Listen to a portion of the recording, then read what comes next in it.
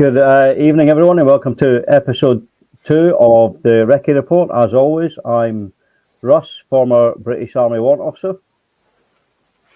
Yeah, good evening, folks. Welcome to the show again. I'm Cliff, former British Army corporal, and together we are part of the Veterans for Scottish Independence 2.0 group. So thank you for joining us, everyone.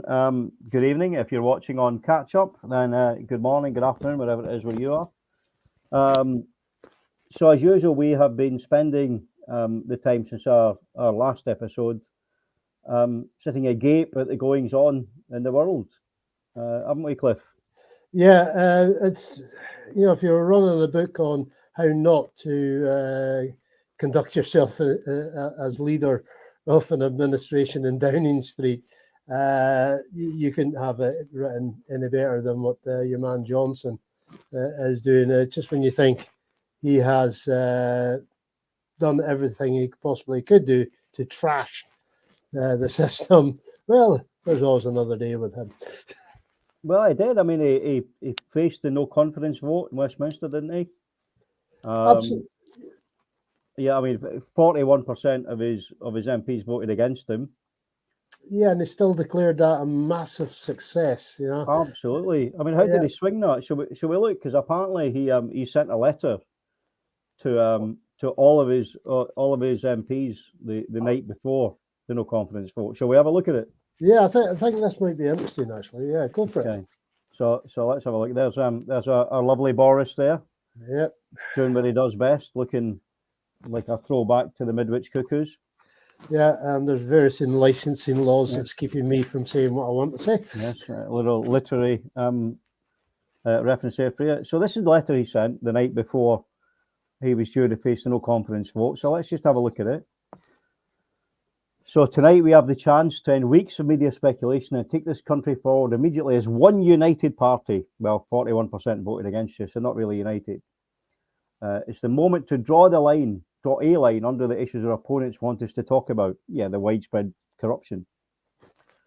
Focus on what really matters.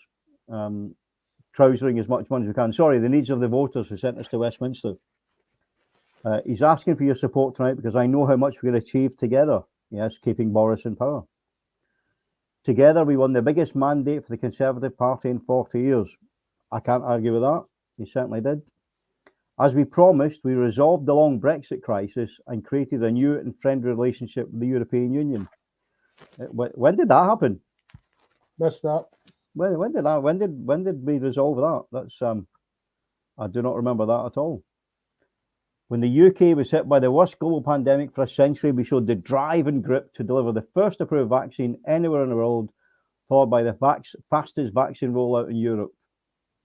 I don't know how true that is. We still had record numbers of dead in this country compared to other countries, so I'm not sure how successful you can say that was. It was because we took tough but responsible decisions during the pandemic. We were able to reopen our economy speedily. The result, we now have the lowest unemployment since 1974, and the largest amount of food banks, I would suggest as well. The tough decision to become the first European country to help the Ukrainians to protect themselves against Russian aggression. Again, I'm not sure how true that is, but yeah, we should have. That was the point.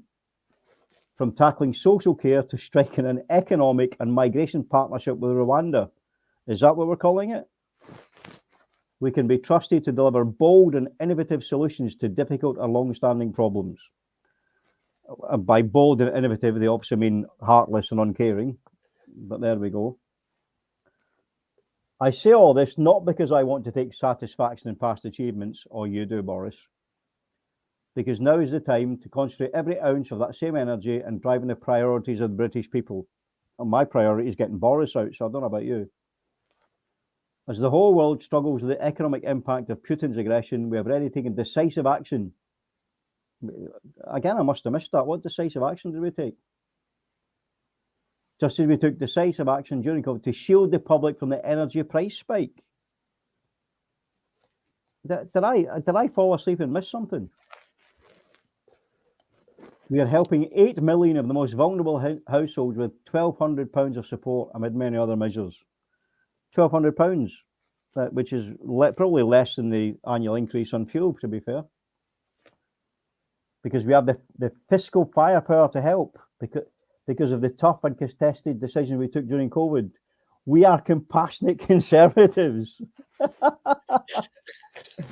Oh, for God's sake. We will cut the cost of government. We will cut the cost of business. We'll cut the cost of families up and down the country. Drive reform and find ways of reducing each major item of household expenditure. That is, I'm not sure I can go through this letter. I mean, it's an absolute piece of self-serving ridiculousness. I know that over recent months I've come under a great deal of fire, and I know that experience has been painful for the whole party. Yes, because you won't bugger off, mate. You won't own up to what you've done and get your ass out the door. Some of that criticism has perhaps been fair, really, some less so. Where there have been valid points, I have listened and learned and made significant changes. Okay, I'm going to skip to the end now because that significant change was this thing. He changed the ministerial code. Now, for those of you that don't know, the ministerial code says that ministers who knowingly mislead Parliament would be expected to resign. That's the ministerial code. It's straightforward. What Boris Johnson has changed it to is that they won't be expected to resign for minor infractions. Now, obviously, that leaves wide open what is a minor infraction. Clearly, getting pissed while people died is classed as a minor infraction by the Tories. But yeah, I've no idea what to say. And what annoys me most of all is that within the armed forces that you and I served in, we have values and standards. It's drilled into us from the moment we start. And it's loyalty, courage, integrity, discipline, respect for others, selfless commitment.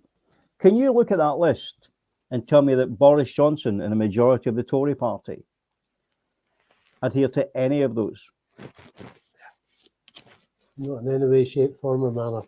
Yeah, the only person Boris Johnson is loyal to is Boris Johnson. He doesn't have courage. You know, he hides in a fridge. He certainly has no integrity. If he had integrity, he would have gone. No discipline, does what he wants. No respect for others. And it's selfish commitment from Boris. It really, really is. But anyway, so the letter obviously did part of what he wanted it to do because he survived the no confidence vote. That's the first time I've actually looked at that in any detail, and thanks, Russ, for getting that up in the graphics there. I'm absolutely dumbfounded with it. There's nothing in there that relates to the real-time application of his administration. No, and none of it would covered the fact that he had various parties in number 10 while the whole country was in lockdown. Yeah. No, I think it was, I can't remember, one of the US presidents, I can't remember which one, used to have a notice on his desk that said the buck stops here. And the truth is, for any leader, you are ultimately responsible. Yeah. So even if Boris wasn't at these parties, and we know he was, then he runs the country. He still has to fall on his sword. Yeah. You know, the thing with Johnson is, I honestly believe at no time in his life has anybody ever turned round to him and said no. Yeah. Nobody has ever turned round to him and said, no, you cannot do that. Because he has no self-discipline. You know, self-discipline is taught from an early age, and he's obviously never had that. He's absolutely shocking what he's about. It is. It's that entrenched privilege. I used to think that politicians had a little bit of intelligence about them. That's why they were politicians. Yeah. And as I've got, I'll tell you when I was first disillusioned about that was when Louis Theroux interviewed Neil and Christine Hamilton. Do you remember that? He went to live in their house. Yes. and I was like, these people cannot be real. And But they were. that's the problem. We as well, certainly me as a working class kid from Lanarkshire can't understand that level of almost privilege and delusion to be Well, raised. That's unreal. absolutely. They are through their schooling system, Mm. from day one of their schooling system, that it's installed in them that they are born to lead, they are born to be a cut above the rest, allegedly. Yeah. And some actually get through that quite well molded and are incredibly good leaders. Unfortunately, with the way things are now, we have been left with Johnson. And I've given up calling him Boris, because Boris is a cuddly name. Yeah. And Johnson is certainly not cuddly. There's nothing that guy does that he hasn't thought about. It's not Yeah. ruffle hair, have I got news for you, presenter type attitude. Yeah, he is a cold, calculating example of the elitism. Yeah. And speaking of entrenched privilege and inherited wealth, did you do some flag waving over the weekend, mate, for the Jubilee? I can actually say no, I didn't. And I know you've got some things to say about this, mate. So I'm going to give you the floor. All right. Yeah. In such a time as we have got just now, with the austerity as it is, with the runaway, or potentially the runaway cost of living, the huge hikes that we've had in energy prices, we have had pensioners in the UK opting to ride a bus all day because they cannot afford to heat their home. Yeah, we were expected for what was it, 4 days in total, to have a massive Jubilee celebration, celebrating the fact that someone that has, by a fluke of birth, has had every privilege possible given to them, the best of medical care that hour, that day, when they're not feeling well. We're supposed to celebrate that they've managed to survive 70 years in the job. Well, if there's something that really did rub salt into the open sore that has been created by the Johnson administration, through the ramming Brexit, through the absolute chaos caused by their reaction to the pandemic, and subsequent fallout from that. The absolute salt must have been that Jubilee weekend. I have got nothing personal against Liz Windsor. Right? I don't wish her any ill health, but we did not need, as a nation, to have that rubbed into us. And driving about Scotland over those 4 days, I seen very little evidence at all as to the extent of how joyous it was being celebrated up here. I think the map that was flashed up on social media showed the whole of the UK, and it says, look, here's all the street parties. And then it went, actually, no, it's all the food banks. How people could have thought celebrate, and the absolute irony of it was, I think it was the final pageant, the final day of it. They literally had one of the state coaches with household cavalry outriders, and it was a hologram of the Queen inside. People were literally waving at a hologram. That is how silly the whole thing got. Russ? Yeah, I think somebody said on the comments there that I think over £1 billion was spent on the Jubilee. Yeah, the price figure, as always, is hard to get a hold of, because you have what the government spent, what the government gave to as part of the Crown State type thing, and then of course there was funds diverted from the National Lottery at a local level that went into it. So as everything connected with the royalty, trying to actually trace or track exactly where the funds are and who paid for them is also a difficult one. Mm. What is stark ravingly obvious is that money could have been better spent protecting their pensioners.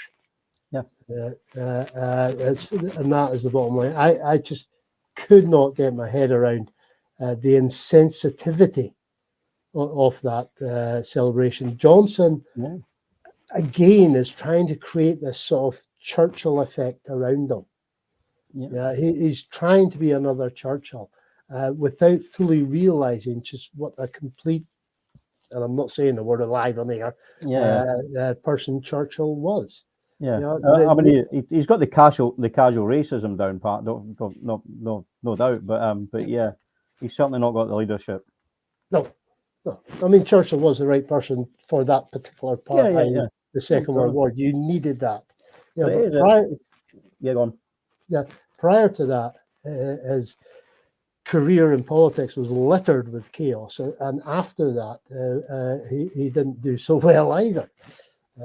His arbitrary announcement to Empire and Commonwealth that the new Queen will be known as Queen Elizabeth II, regardless. Yeah. That didn't last too long in our post boxes. No, absolutely, mate. And it's the waste of money. You know, as someone said, that hologram was creepy and expensive. I don't know if you've seen the clip where it was the Queen having tea with Paddington. I am aware of it. I seen that. It was something I had a brief look at and I thought. And it was just strange. And when I was watching that, you know, and it was in one of the staterooms that looked like in Buckingham Palace. And I'm watching that, you know, an animatronic or an animated or CGI bear. And what I'm looking at is the cups and saucers, which probably cost more than the average house in Scotland. Yeah.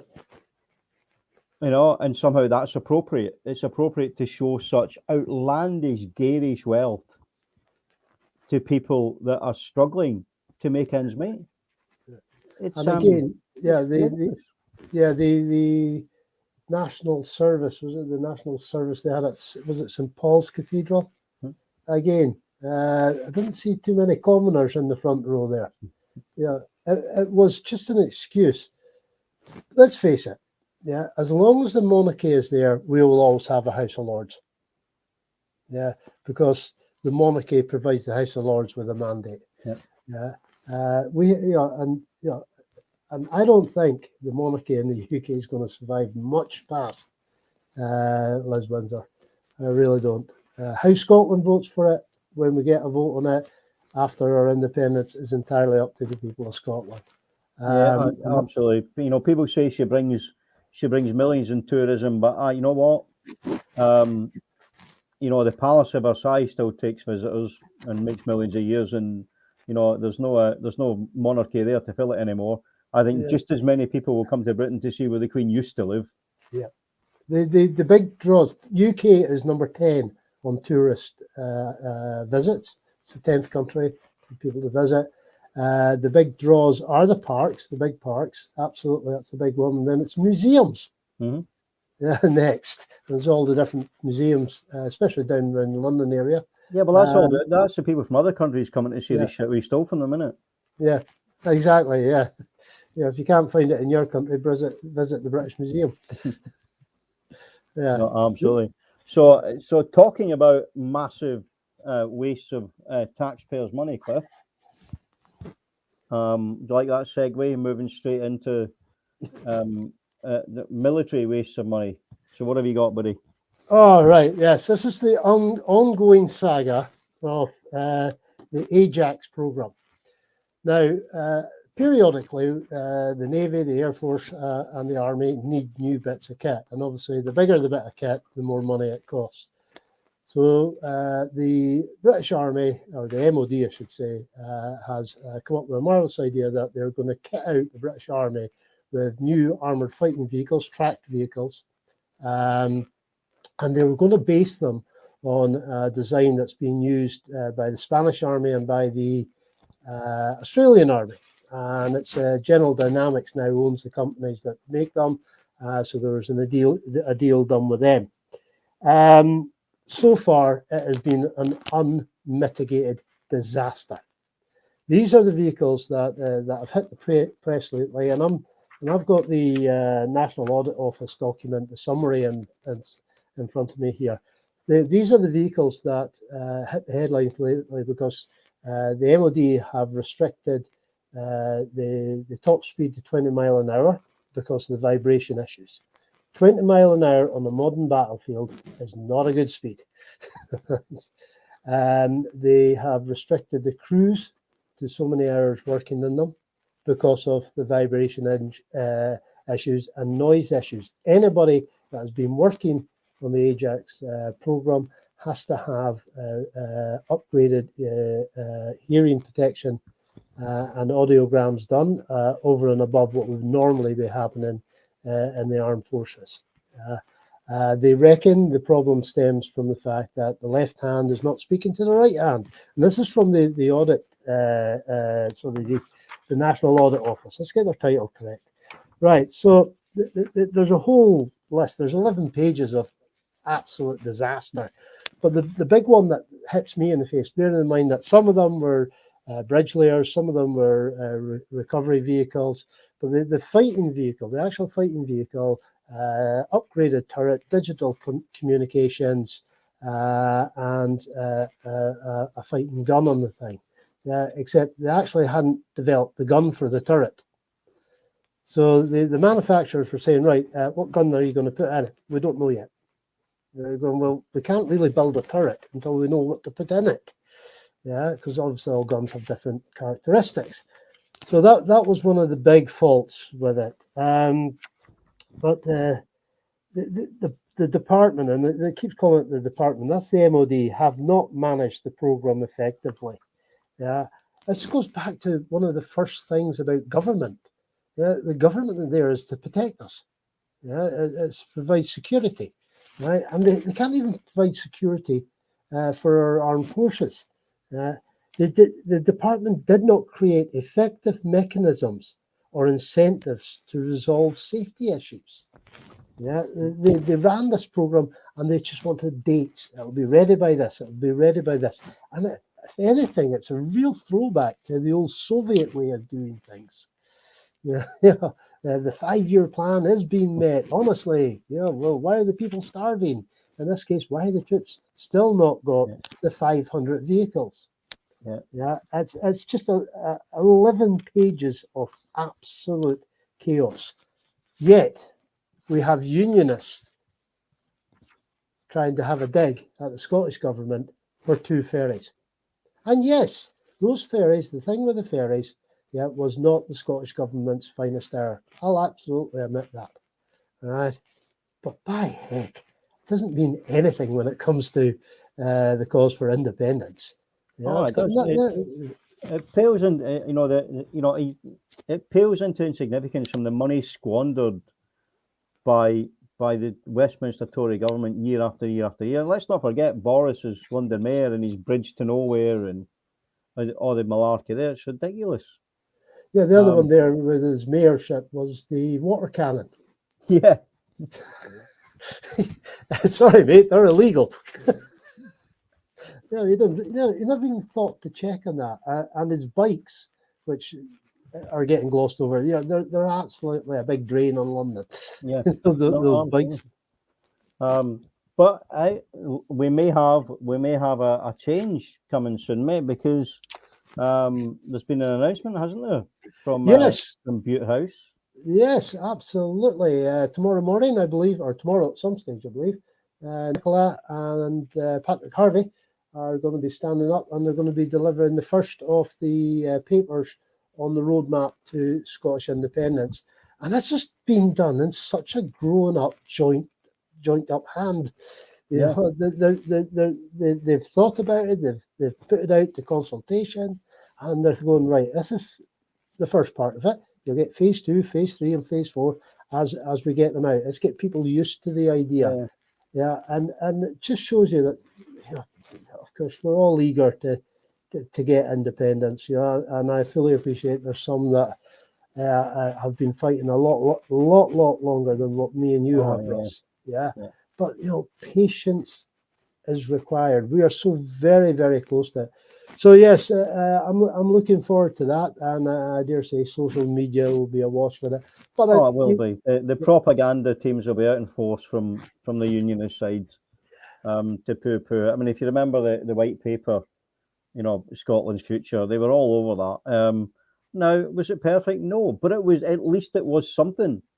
It was a massive booklet detailing lots of things. Brexit was done on the back of a fag packet.